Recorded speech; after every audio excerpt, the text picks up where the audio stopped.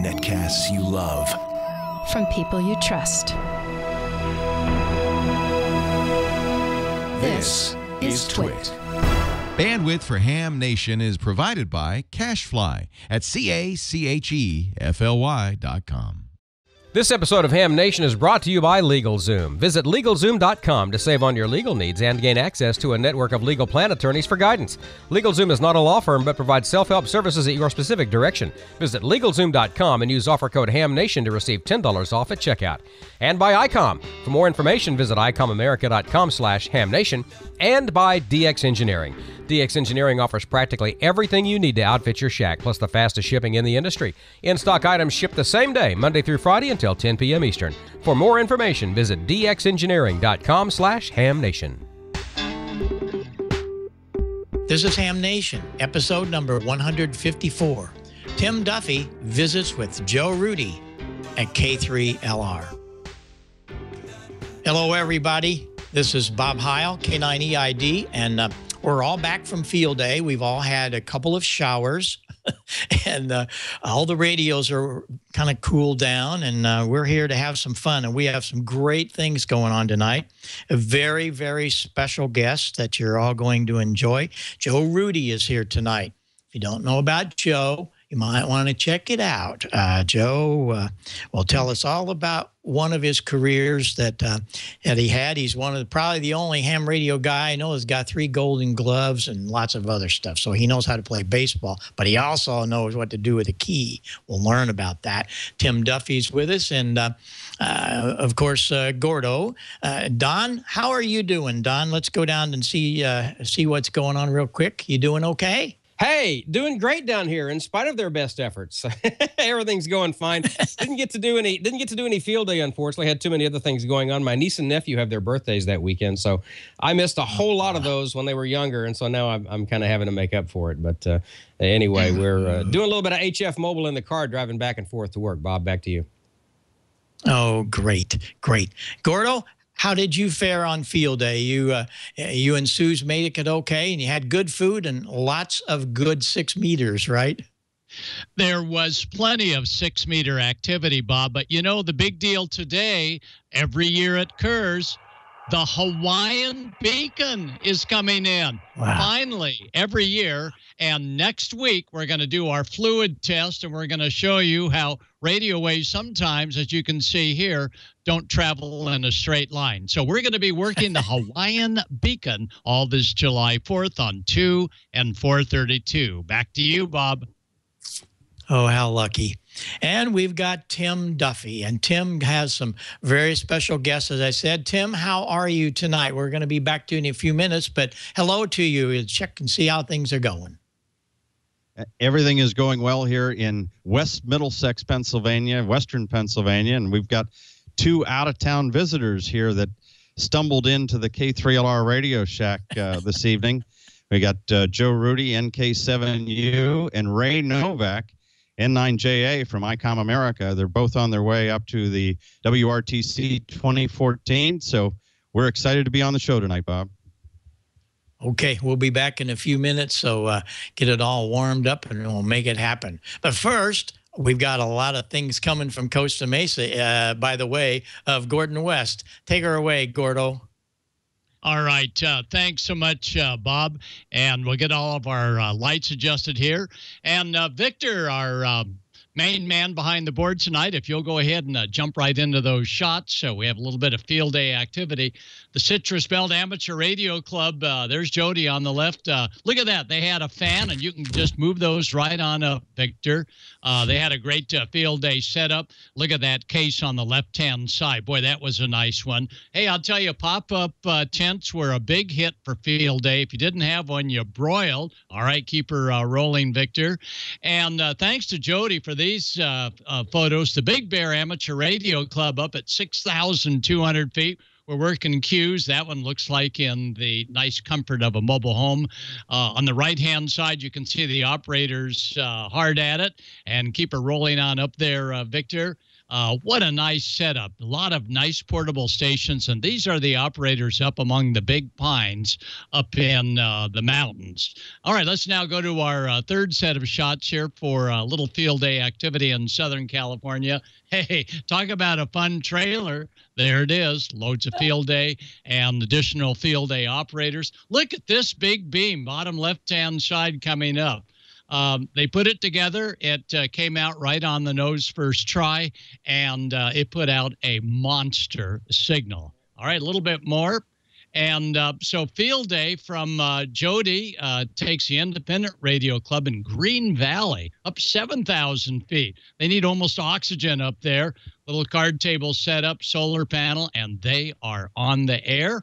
And let's keep on going up there. And they had all of the amenities, plus trying to get a 40-meter slinky to do as well as a beam. I don't think so. And they certainly had the real estate, though, for their 160-meter wire dipole. So field day, a little bit of everything for everyone. And for VHF and UHF work, including 6 meters, we had a big 6-meter Innov antenna up. And boy, the band opened up to all over the West Coast, all the way up to British Columbia. So field day was fun, and we're looking forward to those of you that have field day photos to go ahead and send them on in. So, Bob, back to you, and let's learn more about what everybody did for field day. All right, super. Well, I got lucky. I turned on the old transceiver, and what happened was. All right. Well, I'm not on this Wednesday, thank God. So I have a week off. I'll see you the following Wednesday. Okay, well, you can say hello to the Ham Nation crew because it's going on the old recorder. Oh, very good. Hello to everybody out there on Ham Nation. This is November Victor 9 Lima. Okay, hey, thanks a lot. It's good to hear you on the field day. This is fun. This is K3LR in the Ozarks. All right, thanks, Bob. Nice to talk to you later. Good luck. Okay. I caught her, and it was really crazy. I came out of the field day site, going out to grab some food for some of them, and on the radio, I ended up being the first contact for Jerry, her boyfriend, who's got that incredible contest station up in Wisconsin, and we got to chat with him. He was only 30 over 9 in my mobile, so that was it. But I spent time with the club here in Springfield. I'll have all the pictures next week of the Southwest Missouri club. It's an amazing club, and we'll talk more about that and let you know what's going to go on. And also for anybody in the Ozarks, I want to say this before we get too far down the pike today on the show. Gordo and I are going to start a radio broadcast Saturday here in Springfield, and it's on the gun show. Matt Canovi's a local guy that really is into protecting yourself and so on. He's got his own range, but he's going to have the last hour devoted to ham radio. And so Gordon and I are going to kind of open that up next Saturday at 9 o'clock Central. But you can hear his podcast. Just put in the Gun Show, Springfield, Missouri, and you'll see it all. But we're very excited about that, to bring amateur radio to a whole nother audience and get some more to help here in Springfield with their club and who knows where. So that's what's going on. Well, as I told you, we have some really special guests tonight, and I thank Tim Duffy for putting this together. Tim, we're going to take this out to Pennsylvania and let you tell us all about who your guest is and what is going on at that big contest station. And I bet you had some fun on field day. K3LR from K9EID. Hello, Bob. It's great to be here again on Ham Nation, and we're really happy to be part of the session here tonight. And I've got a special guest, Joe Rudi, NK7U, who is he's got quite a station out in Baker City, Oregon, and 2,200 miles away from where we are now. But before Joe got into building big-time radio stations, you had a big-time Major League Baseball career. I was very fortunate. Grew up in a small town, started playing baseball, and by the time I was 10, 11 years old, I was playing Little League, Babe Ruth, American Legion, and just got to play a lot of baseball in Central California. And got through high school, got signed by the old Kansas City A's. So you got to be old enough to remember that the Oakland A's used to be in Kansas City. My first year was in 1967 in Kansas City A's. And then in 68, we moved to Oakland. A bunch of young kids. I think our average on the field age when we moved to Oakland was 22, with Reggie Jackson, Catfish Hunter, Raleigh Fingers, all the guys that came along during that age, and sort of grew up together and got pretty good ball club there in the 70s. Won 3 straight World Series and pretty, sort of elite company. I think Yankees are us and the Yankees are the only teams that ever won 3 in a row.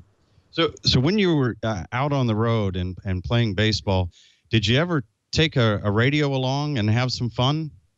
I've been known to do that, yeah. No, I started back in probably, I would say 68, 69, started carrying the radio with me. 78, 79, because I got my license in 74, 75. Got an old Atlas 210X, had a nice little small power supply, and started carrying back then the hotel windows you could open, and fishing pole and drop a line out the window with a tuner, and worked a lot of stations. Later on, I had to go to back-to-back Hustler verticals, put into a dipole mode up against the windows because you couldn't open them anymore. But I always asked for the highest floor I could get on the north side of the hotel. And I was trying to work 100 countries before I retired. I think I got 88 confirmed before I retired. So that's 88 countries confirmed from the hotel. Hotel room with 100 watts. So that was tough duty. So you really don't need much of an antenna to have a good time in this hobby. No, just button the chair. That's the whole key, is being there and being listening. And of course, I come back after a ball game. Most of the guys go down and have dinner or in the bar and have a few drinks. And I couldn't wait to get back up my room and fire up the radio and see who I could hear. And of course, being on the East Coast, a lot of the teams back there, I was fortunate enough to be able to get into Europe and those places from back there. But it was a great time. I really enjoyed it, and I think my wife enjoyed knowing that I wasn't down on the bar drinking. Well, she knew where to find you, and that was upstairs in the room with a pair of headphones on and a key or a mic, and working 88 countries that you got confirmed. Now, next week, you're going to be up in the Boston area with us, and I'll be up there as well for the World Radio Team Championship 2014. And you're hosting a tour at a very famous baseball venue. Tell us about that. I get to go to my favorite ballpark, and I haven't been back there for years. Unfortunately, I got to play there 1 year, and in 1981, it was a strike year. It was a little shorter year, but Fenway Park in Boston, my favorite ballpark. And we're going to take a group up there. I'm not sure we're going to have 20 people. I think we got at least 20 signed up already, maybe 50 or more. But we're going to do a full tour of the ballpark. Get to go in the Hall of Fame up on the monster up there. They put chairs up there, which is really neat. I haven't seen it since they remodeled the ballpark. So it's going to be a great tour, and get to go in the duck boats and go down the Charles River and drive around Boston a little bit just before we get to the ballpark. So it's going to be a great day.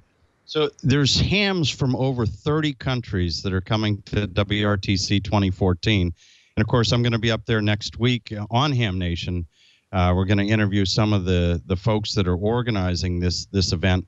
And WRTC hasn't been here since 1996. But you come along, and you're hosting this VIP tour of one of the most famous ballparks that we have here in the United States, and getting to show it off to a lot of DX hams. That's pretty cool.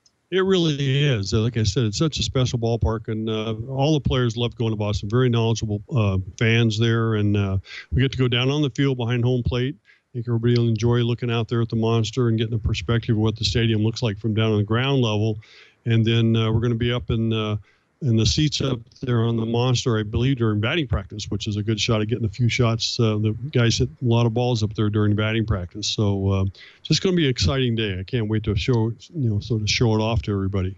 How far is it from home plate to the top of the monster? Oh, boy.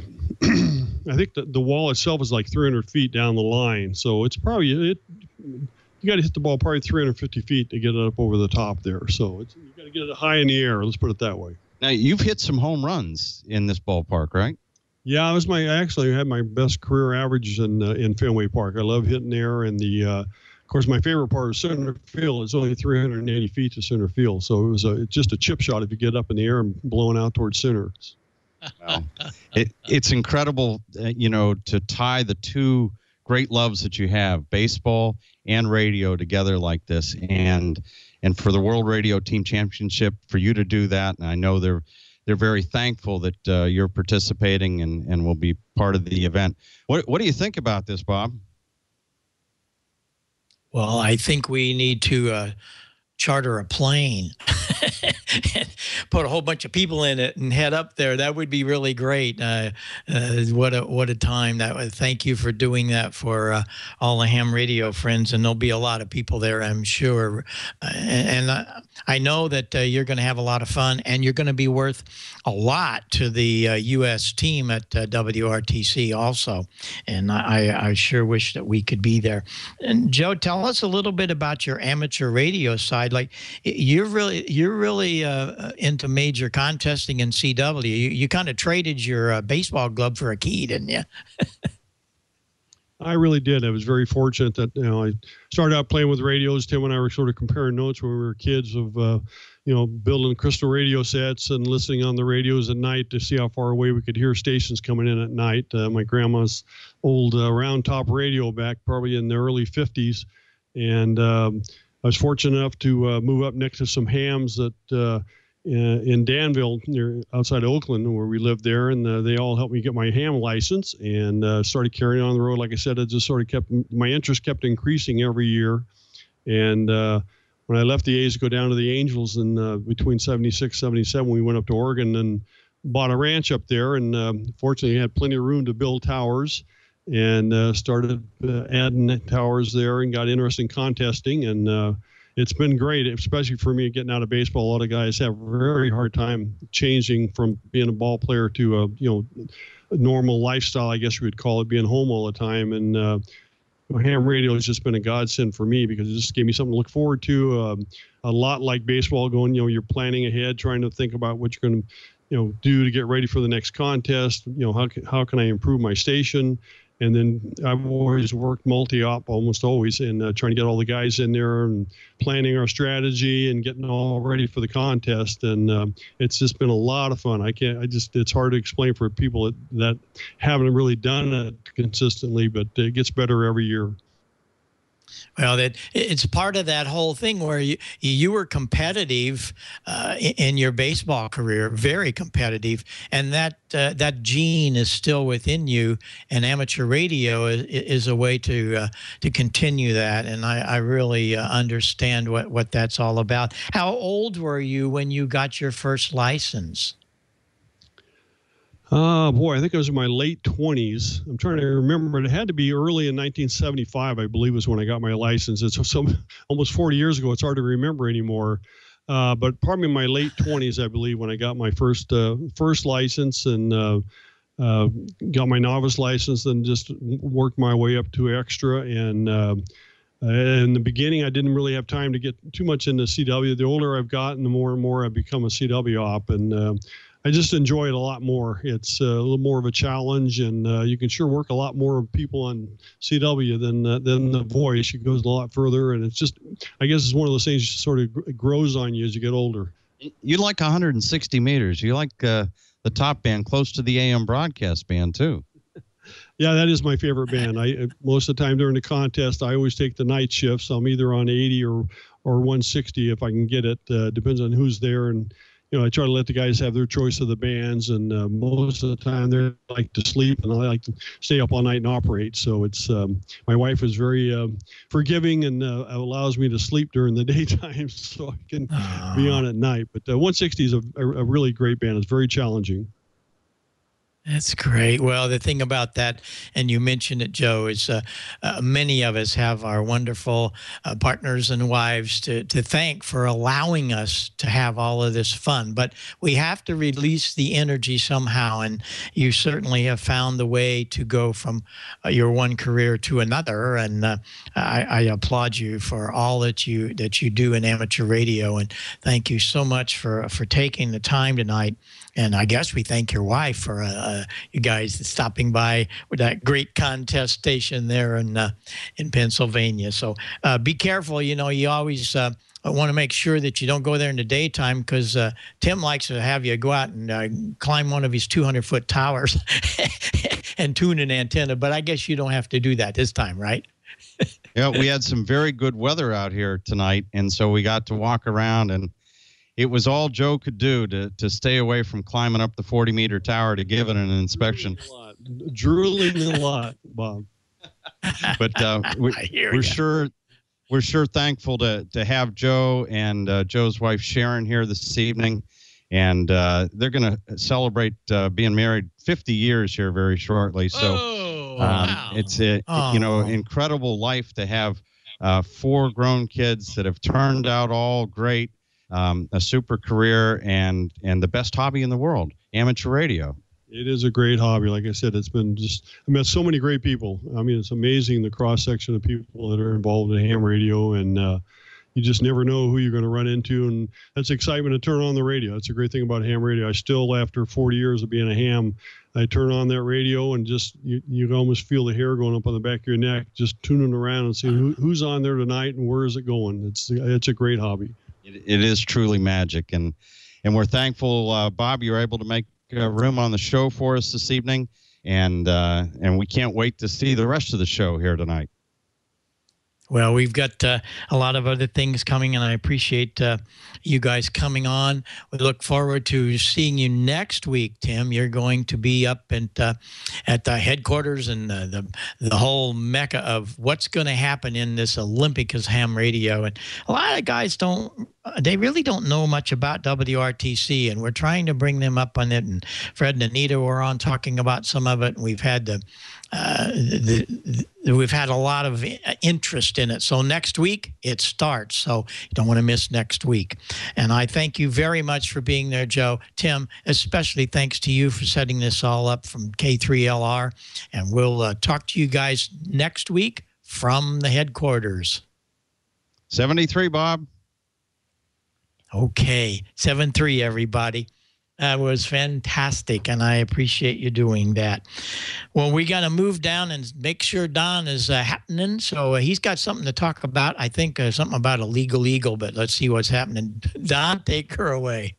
Yeah, what a thrill to have Joe Rudi on tonight. You know, my aunt and uncle lived in the Bay Area. They lived in San Pablo. When I was a kid back in the late 60s, early 70s, we would go and visit them. And the only Major League Baseball game I've ever seen was at Oakland. It was the A's, and it was back then when Joe was playing. So such a thrill. Joe, thanks for being on tonight. You know, you got to plan for your future. Let's talk about LegalZoom. You do financial planning. You have insurance. But do you get real peace of mind? You got to make sure that your family and your finances are legally protected. So where do you turn for legal help that you can trust? Very important. LegalZoom.com. They've been helping Americans get personalized wills, powers of attorney, and living trusts for over 13 years. LegalZoom will also help you protect your assets with LLCs, S corporations, trademarks, real estate documents, whatever you need. The service was developed by some of the best legal minds in the country. They make it painless, absolutely painless, for you to get the legal protection that you need. Visit LegalZoom. They'll take care of you from A to Z. It's the modern way to get legal help. They've also received an A+ from the Better Business Bureau. Now, LegalZoom was developed by top attorneys to provide self-help services at your specific direction, but they're not a law firm. LegalZoom, legal help rather, is furnished through vetted independent attorneys. So what you need to do is visit LegalZoom.com. You use the offer code HamNation. You will save on your legal needs. You'll also get access to a network of legal plan attorneys for guidance. Protect your family, protect your future at LegalZoom.com now. Use offer code HamNation. LegalZoom.com, offer code HamNation. You'll get $10 off at checkout. LegalZoom, thank you so much for your support of Ham Nation. Now, let's go to the video with Amateur Radio Newsline. From Amateur Radio Newsline Report number 1924, these are the Ham Nation headlines for Wednesday, July 2nd, 2014. A bill has been introduced in Congress aimed at making more wireless spectrum available for unlicensed National Information Infrastructure Wi-Fi devices that operate in the 5 gigahertz band. Bill Pasternak, WA6ITF, has more.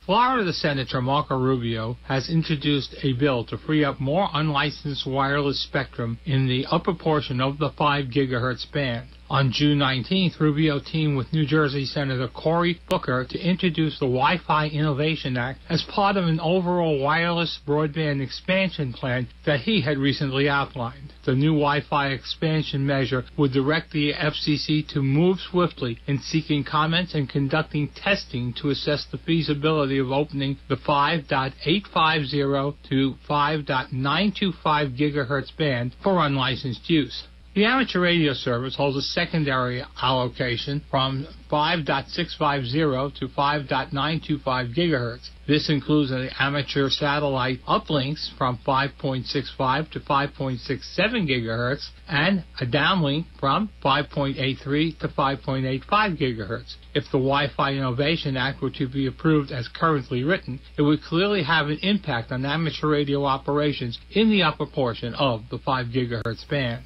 Earlier this year, the FCC acted to free up unlicensed spectrum in the lower part of the 5 gigahertz band.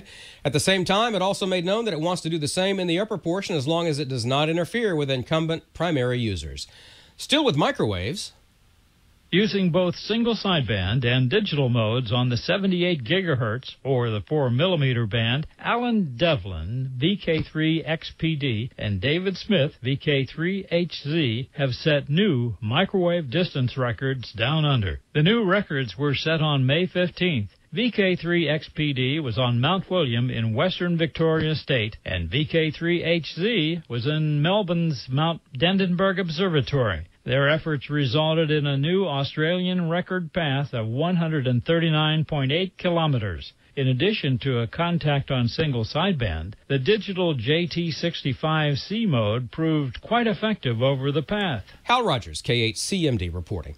Solar researchers are now dubbing the sun's recent activity as a mini-max because the maximum period of activity so far has been shorter than usual.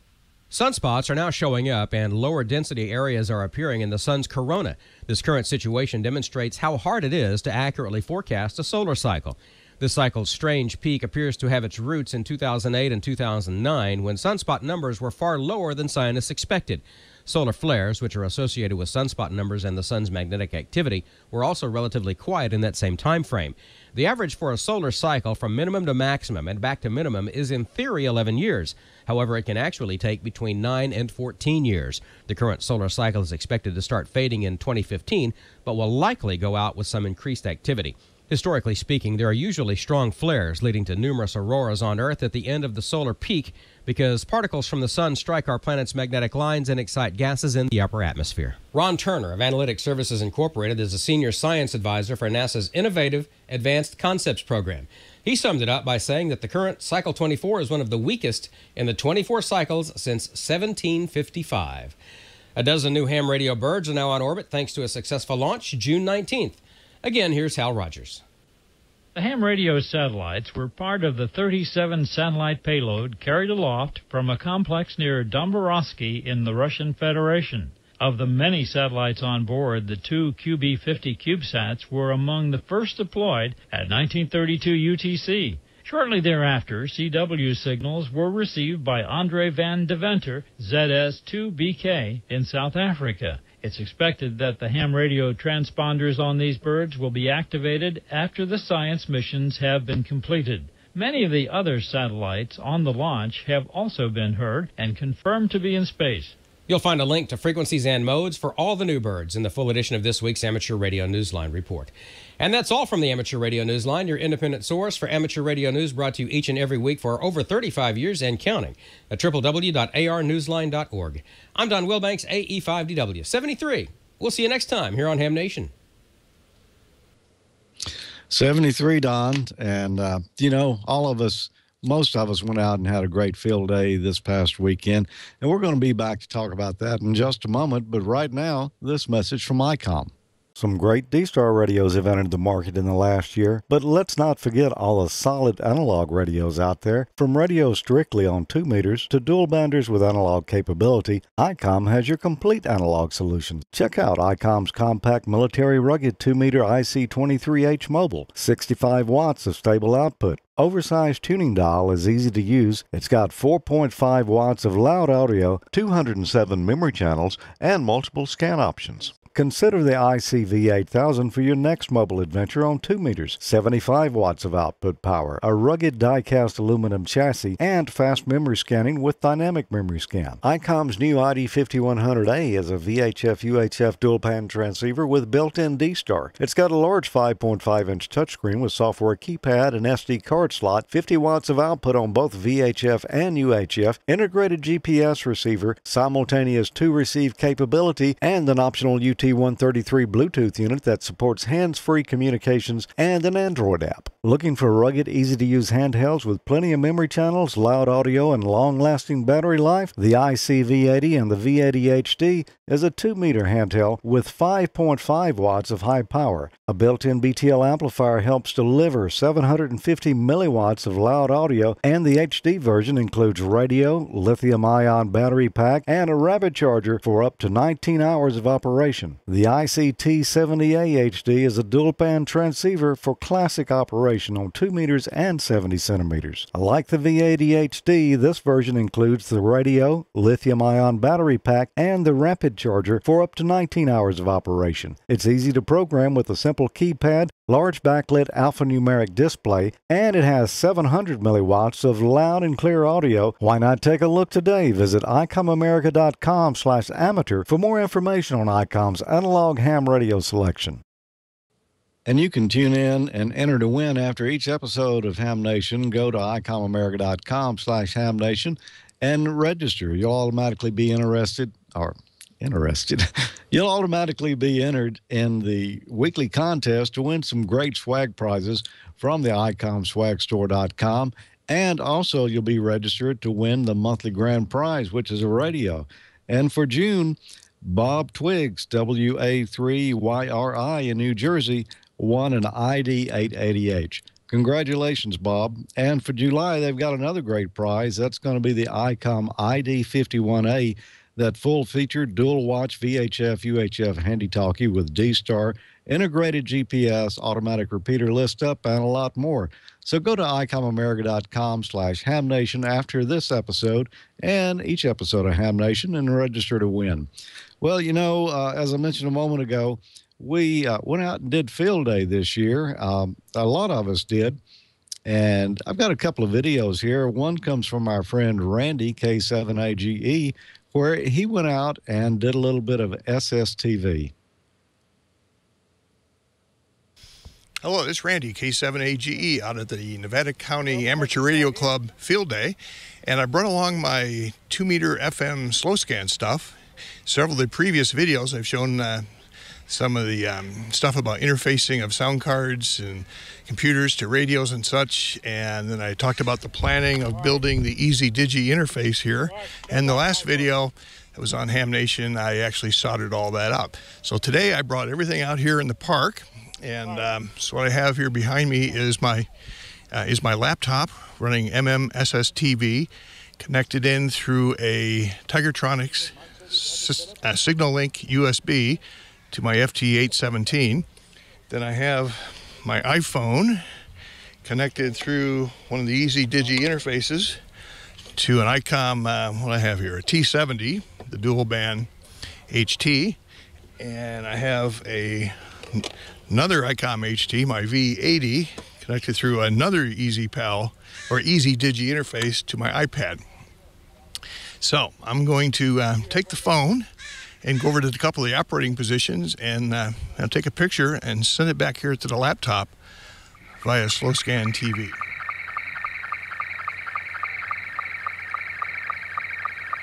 You're awesome, Andy. You're awesome. Someday I want to be like you.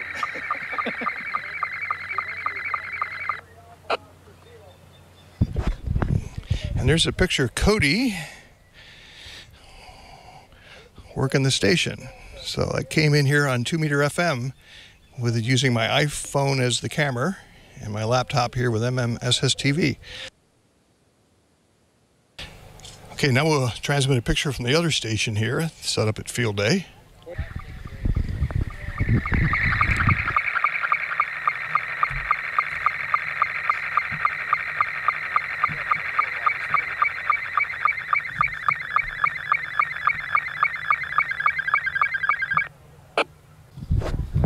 came through good.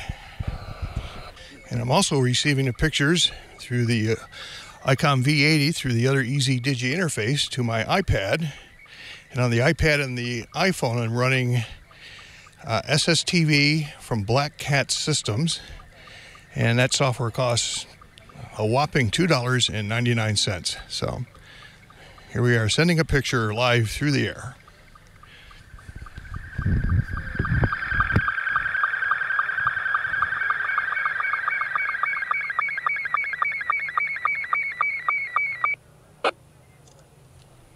And of course, every field day needs one of these.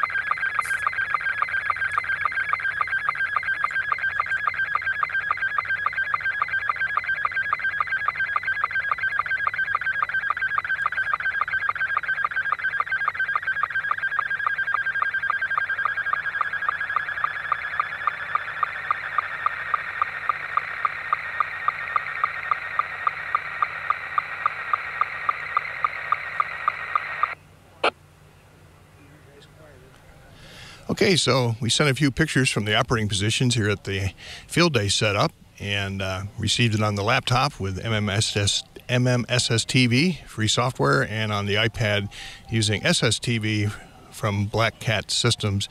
You get it through the iTunes store for $2.99. So again, the phone is interfaced through the Easy Digi interface. Wires everywhere here.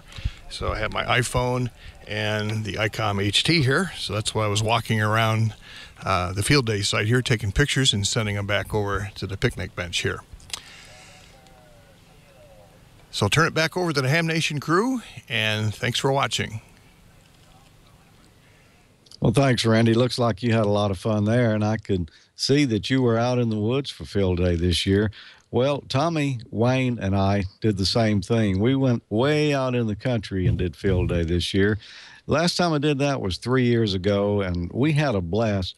Here's just a short little video on the setup that I use for most of the contests. What time is it? 10 o'clock. Well, it's 10 p.m. Central Time. You can hear the crickets and the generator running. And things are going better now. We are starting to pick up a few more contacts. We're working 20 meters. Tommy's got PSK going. Wayne has been working some 80 meter single sideband, and he's just worked W1AW/3. I've been working on 40 meters and just switched over to 15. And 15 seems to be a pretty good band for me on this mystery antenna. Well, I've mostly been on 40 meters, and I just switched over a minute ago to 15 meters, and it seems to be open right now. And there's not a lot of people on top of each other, so I've been having a little bit of luck there. I've got my laptop, of course, running the squirrel logger.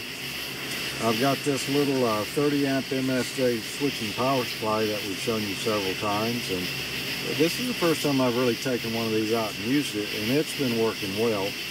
I got my little old LDG Z100 auto tuner. I don't think they even make this one anymore. I've got a no-name handy talkie here. I've got my IC7000. I pulled it out of the truck just because I knew it was going to be a great radio for field day, and it has been proven out to be a great one. I've got my Heil headsets, of course, because we're all sitting in here in this little tent, and they help. Everybody having headphones helps. Yeah, no doubt. Gordo says don't do the external speaker, right? That's what Gordo says. Especially with frogs. Yeah. And I got my little voice keyer box that I built here so that I can just punch it and it'll call CQ for me. I really haven't been able to use that much. I just moved 15. When I was on 40, the bands were so busy, I just couldn't find a frequency to operate on. And I tried a few frequencies, but I wasn't really getting any response, and somebody else jumped there and started calling CQ on the same frequency. So I've mostly just been operating by, finding people who are already on and trying to make contact with them. But I may go on 15 meters here, and I might try calling CQ on there a little bit and see what kind of luck I have. But that's the setup here, and it's worked well so far. Got a couple other radios out in the truck. I might bring them out tomorrow and play with them a little bit and see how they work. Well, as I said, we had a great time there. And I've got a lot more video of that. Tommy and I are going to be streaming the next Amateur Logic live this Saturday at noon Central Time. If you'd like to watch that, we'll go to amateurlogic.tv and you'll find the link there to watch the video at that time. You know, I asked a question last week. For field day, my crew was planning on operating 3 stations with a generator, and we're not a club. What would our class be? And I got an answer from that. It's from Stacy Kirkpatrick, KB7YYY, and he said, your station was 3A. Have a great field day, and hope you work W7TD. Well, I didn't get to work them. I went back and checked the logs, and we never contacted them. But we did make a lot of contacts on 80, 40 meters, 20, 15, and 10 meters. So band propagation was good in our part of the country, although I heard from other folks that it wasn't so good where they were. But worked out pretty good for us this year. Stacy, you're going to win this Hacko soldering station here, courtesy of our friends whose QSL card I just dropped, N0IRS, JD up in Kansas City, Missouri. He sent this to us. You're really going to enjoy that. That is a nice station. You get a roll of solder with it too. Not the new stuff. This is genuine lead solder here, and a pair of wire snippers too. And for next week, I've got a great prize here. This comes from Chameleon Antennas, and it's, let's see what the number is. This is a CHA hybrid micro. It's got the matching hybrid here, and a 60-foot long cable with it, and this is a copper-clad cable, and all the hardware is stainless steel. This thing looks well machined. I have not tried it yet. I did have some of these for field day, or with me at field day. They're actually prizes for you, but I didn't string one of them up. I'd thought about it. But it's supposed to work from 1.8 megahertz to 54 megahertz with 60 foot. So interesting idea there. Might work out for some people who have space limitations there. If you'd like to win that, then answer this question. And you might have to go back and watch this episode of Ham Nation after it's been released, probably Thursday evening. What frequency was my rig on? If you can answer that, then send me an email to hamnationcontest@gmail.com, and you could win this Chameleon antenna here. And right now, let's go back to Bob and kind of put the wrapper on things here. Hey, that was a great field day thing. You guys look like you're having fun, and I'll be looking forward to next week. Was it Saturday? Is it Saturday, George, that you're going to do your live video? You and the man. Yeah, Saturday at noon. Is that right? That's right. Saturday at noon, we'll be streaming it live, and you can just go over to amateurlogic.tv. We'll have the link there. We use YouTube streaming for hours, so you don't know the link until you actually get the stream started up. But we'll have that there then, and we'll have the chat room. You know, we only do it once a month, so we kind of have to get to work out ahead of time because it's always a different time every month. But we'll have a lot of fun, a lot of great things that we did there at Field Day, and a little history of the site that we were at as well. Oh, that's great. That's great. Well, we'll try to be around for that. And I think we need to see if Dale is around. He has some great videos and stills. Dale, are you with us tonight? We're sure here, Bob. Good to see you. Good to see George. Thank you both. We've got on our souvenir hat from Scotland when we were docked in Greenock there. We were supposed to meet up with James Bertram, GM0GMN, but unfortunately our shore excursion got back to the ship late, and we were unable to meet there. So we wore the Scotland souvenir hat in his honor this evening. Well, tonight we've got a broadcast ad for Field Day. It's a pretty good one, too. A Field Day report from Fox Cities Amateur Radio Club. And we've got an 8-year-old making a Field Day contact with the International Space Station. We've received a number of photos late today from different clubs about their Field Day activities. They came in too late to prepare for broadcast this week.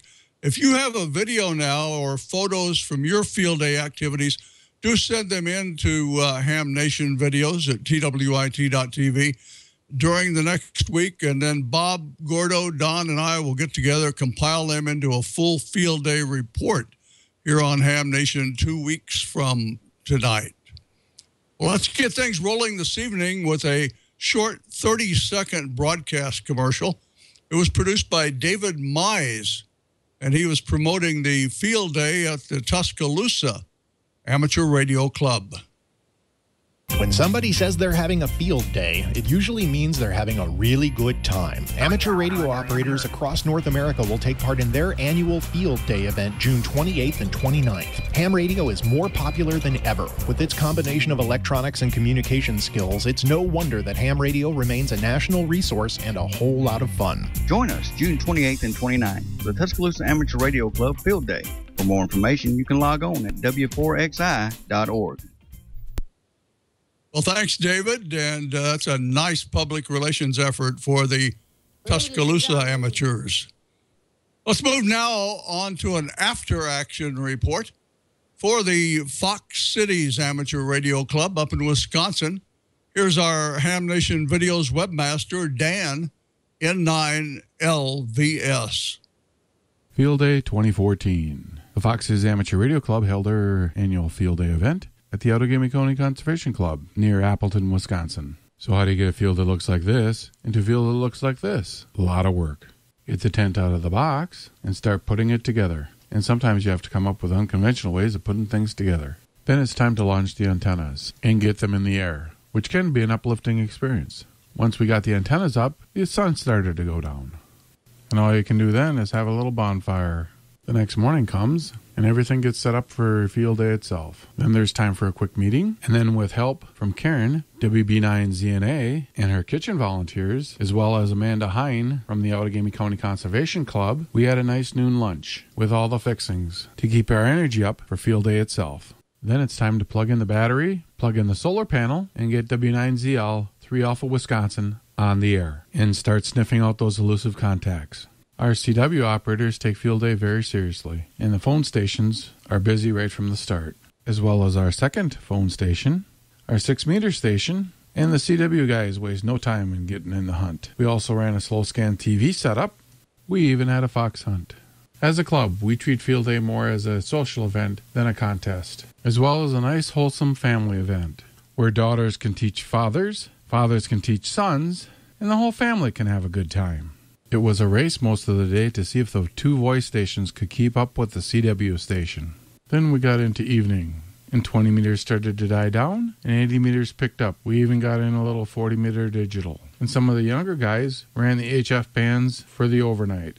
Then morning came, and we got a little visit from the Outagamie County Sheriff's Department. And the president of the club, Gary KB9AIT, as well as a few other local hams, gave him a tour of the Field Day site. After the visit, it was back to business, looking for that elusive contact. If you worked at W9ZL on CW, most likely the person on the other side of the key was Jack, KK0I, or Gary, W9HM, but it could have been Susie, AC9FA, our 11-year-old extra, who's also a CW operator. When it comes right down to it, ham radio is all about fun. And that's one thing that we have with Field Day, with the Fox Cities Amateur Radio Club. We have a lot of fun. Then it's time to tear everything down, pack everything up for next year, and put the grounds back the way we found them in the first place. So they'll be ready for Field Day 2015.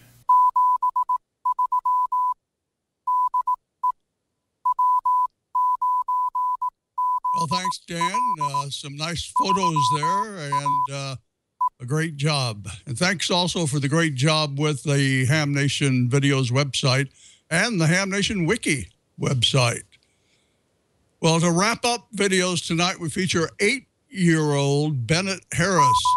He's working the International Space Station during Field Day. His dad is N5BDQ, and that video was submitted to Ham Nation by Steve Parks. Hey,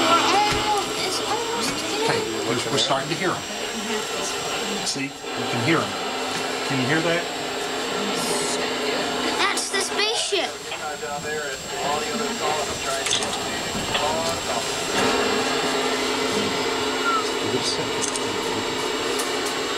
we can hear him. This can. Oh, it's.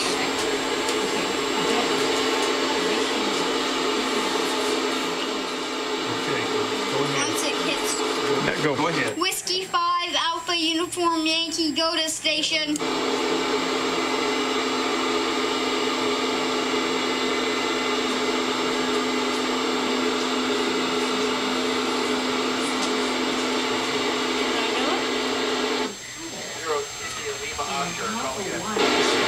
No. So it is. Just no. You keep it. You're going to call again. Just a second. He's talking. Somebody else is talking to him. Bring the volume up a little bit. Make sure you say it loud. Echo 7, November Echo Juliet. I finally got you. US Alpha Space Station.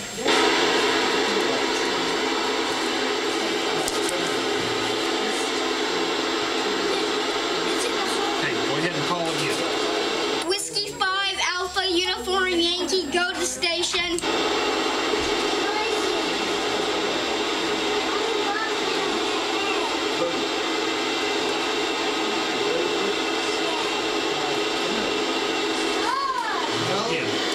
Whiskey 5 Alpha Uniform Yankee, go to station. Alpha Uniform.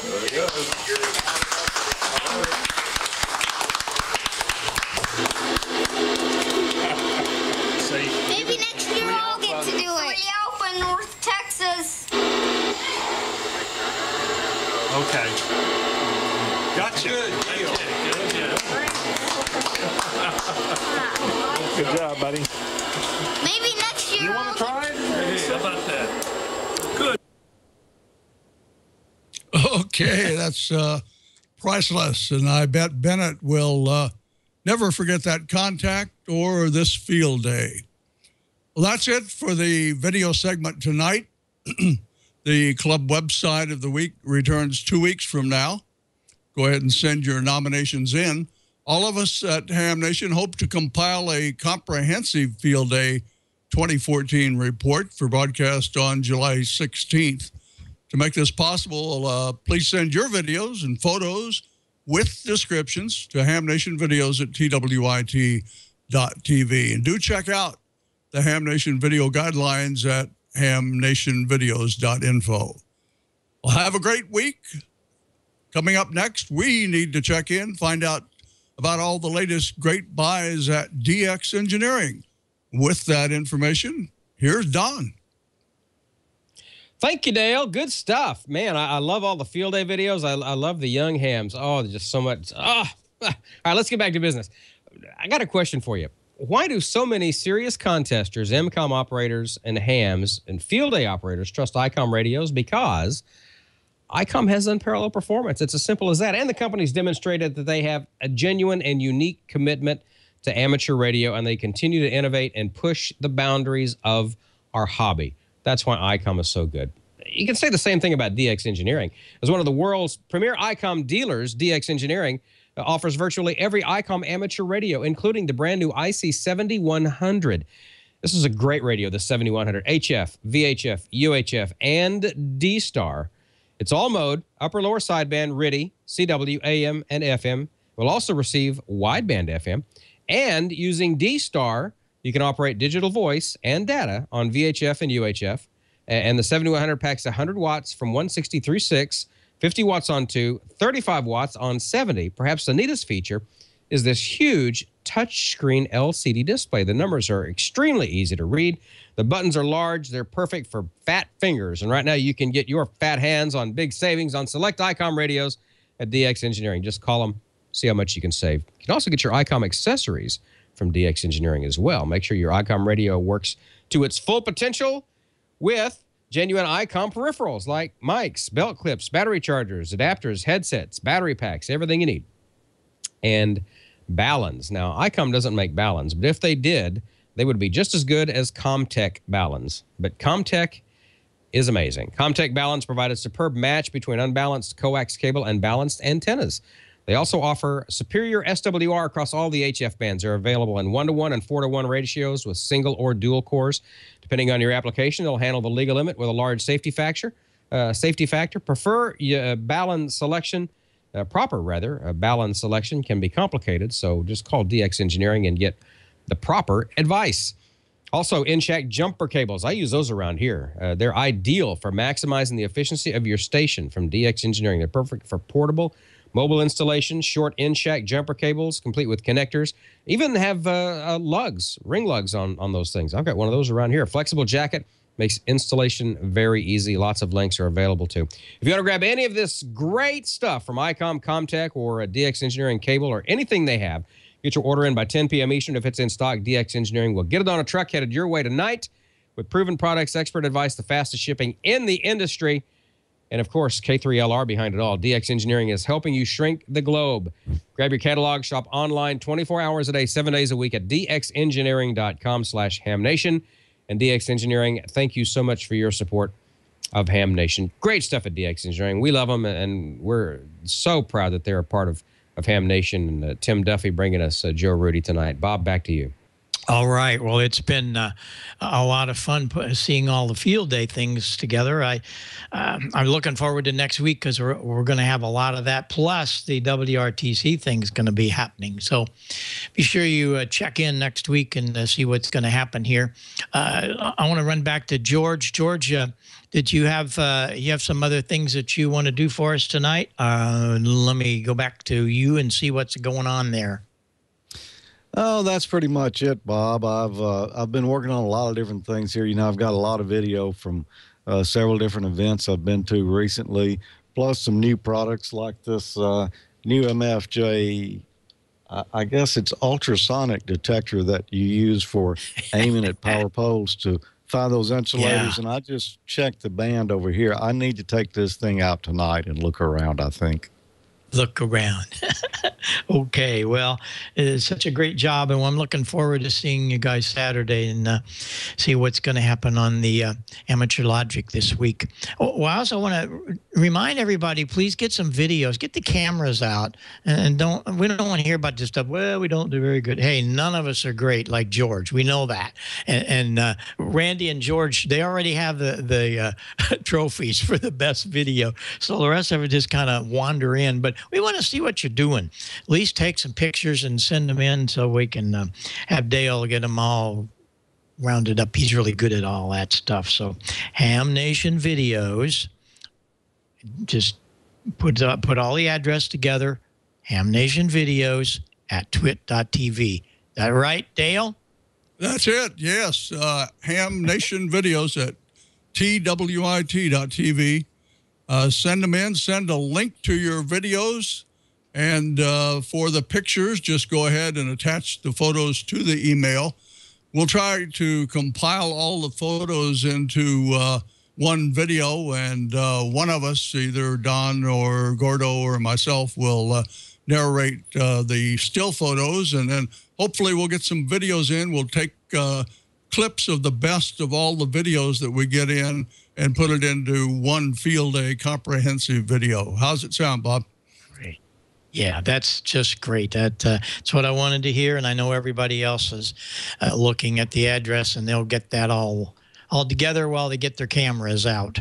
So join us next week because we're going to be having another special show from the WRTC, the Olympics of Ham Radio. This is a very serious event. There'll be operators from around the globe teaming up and seeing who can operate the best. And so Tim Duffy's going to be there, Jim Rudi, Ray's going to be there, all kinds of really top operators. So be sure and join us next week. We'll learn more about what WRTC is all about. So that about winds it up here. Victor, thank you very much for sitting in for Brian. Brian has a very special day tomorrow. I appreciate you taking care of things so well, and that went good. Don, anything else you got to leave us with from down south?